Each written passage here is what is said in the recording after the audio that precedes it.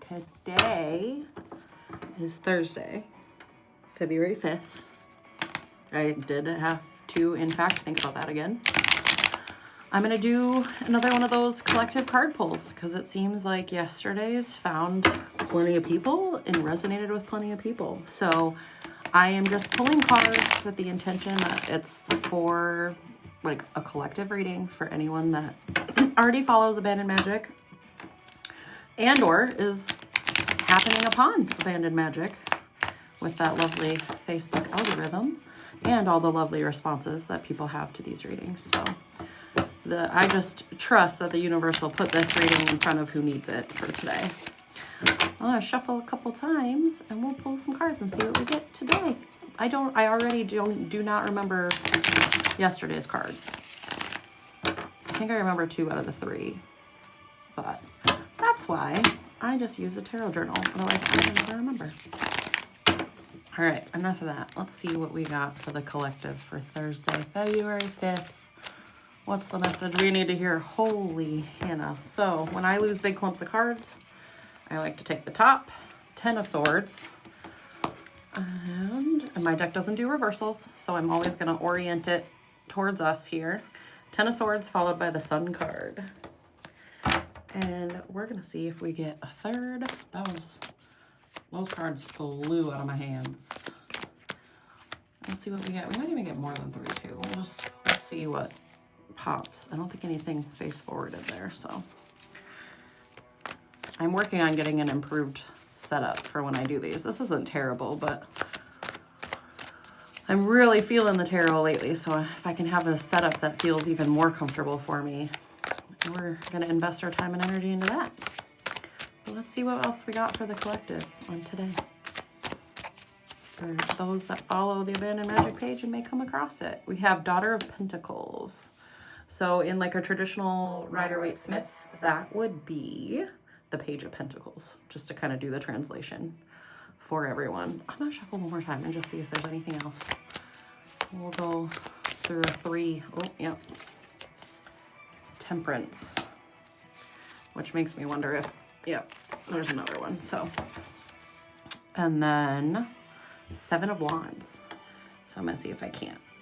Hopefully, let's adjust a little bit here. Perfect. I like to go in the order that the cards appear. If you've had readings with me before, that's familiar. So I'm going to work left to right here, and then we'll pop up to Temperance, and we'll pop down to that last card there. But I'd like to do just a little overview of what we're looking at. Right in the middle here, we have our major arcana cards. So typically they're bigger path, life path, just bigger themes, but they're a little more general in what they mean. The cards surrounding these are what we call minor arcana or pip cards. Well, this is a court card, but anyways, those are the suited cards. So as far as suits go today, we have a little bit of everything except cups. So that just tells me it's heavier on the other suits, not as heavy on the emotion.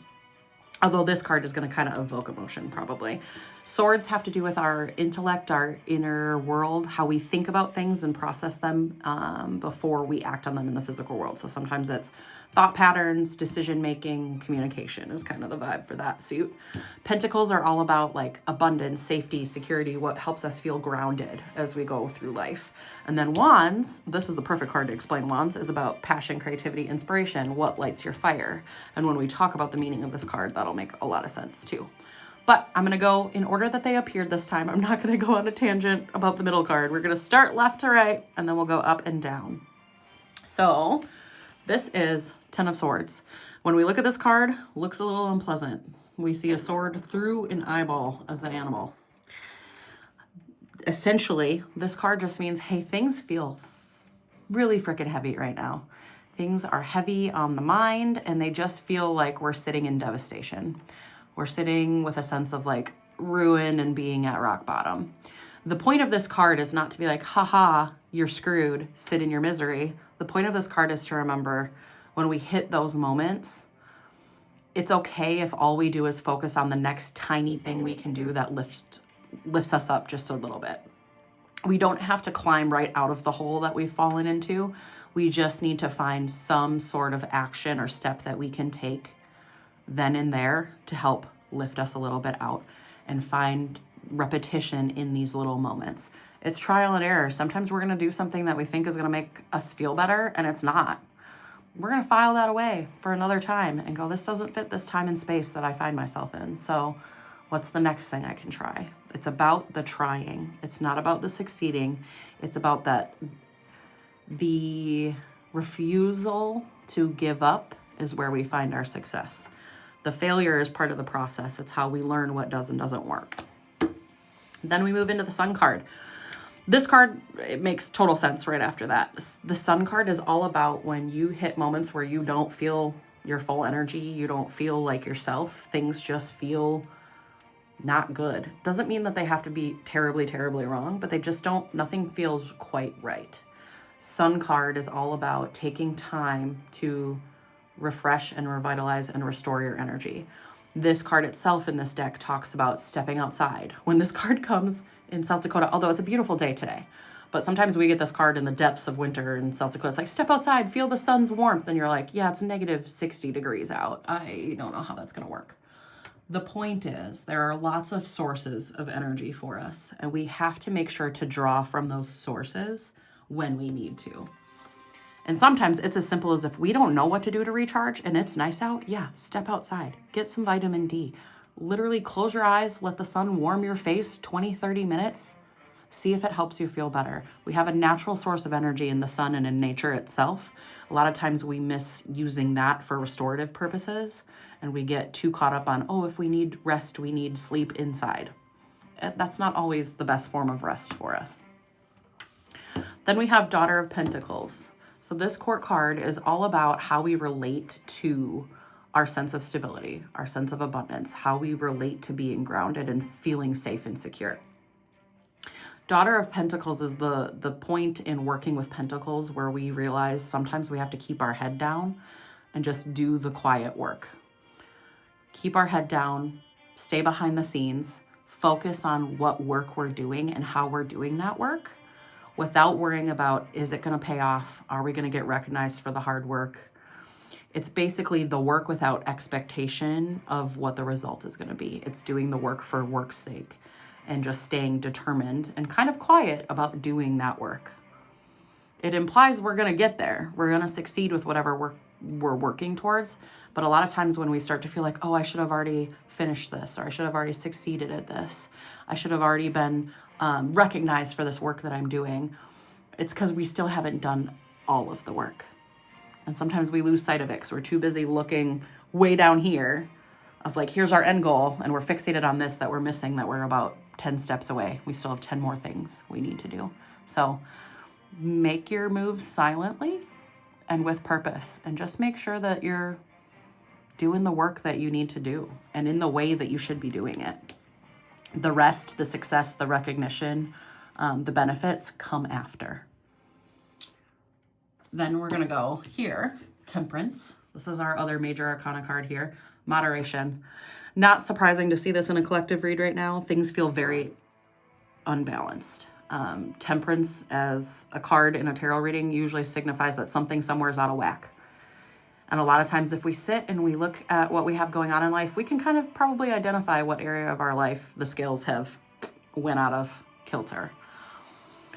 There's another layer or another level to Temperance where when we're trying to right those scales or rebalance that in our life, sometimes we have to do it in a way we wouldn't expect. So sometimes we think, oh, I have to fight a fire with water. Well, if it's a grease fire, you're not going to do that. So it's just a reminder of we need to take action and steps to kind of balance things that we know have gone out of balance and that are out of balance in a harmful way. But sometimes the way we balance it has to be new for us, or it has to be in an atypical fashion. It just kind of usually means our go-to resolutions for the situation may not work. We may have to play around with what we apply to the situation to try to balance it. So be creative with finding your balance. Be creative with seeking moderation. Card at the end here, we have Seven of Wands. I love this. It's one of my favorite Wands cards. It's all about letting your inner light and your inner fire guide you forward. the card talks about, like, it's great to have the opinions and like wants and support of like friends and family around you, but you ultimately need to guide yourself forward. It's great to listen to what other people want for your path and for your future and your trajectory and like what you're doing in a day, but it has to come from within before you factor in what comes from without. So sit with yourself and really get in touch with what you're doing, why you're doing it, and how you want to do it. And make your moves forward based on what lights you up, what makes you feel passionate, what makes you feel creative, what makes you feel like you're living an inspired, passionate, meaningful life, and then act from that source. So that's the Seven of Wands. Overall, we have a few more cards today than we had yesterday. Overall, a very good reading. Let's not get too bogged down in like anxiety, worry, fear, feelings of devastation. And it's not that just we feel these things and they're not real. We could be sitting in devastation. Sitting there doesn't move us forward, though. It's okay to sit there for the moments that we need to sit there, but we can't sit there forever. Do what we can to replenish our energy and find sources of energy to kind of revitalize our spirit, our body, our minds when we start to feel like we're just dealing with a lot of heaviness.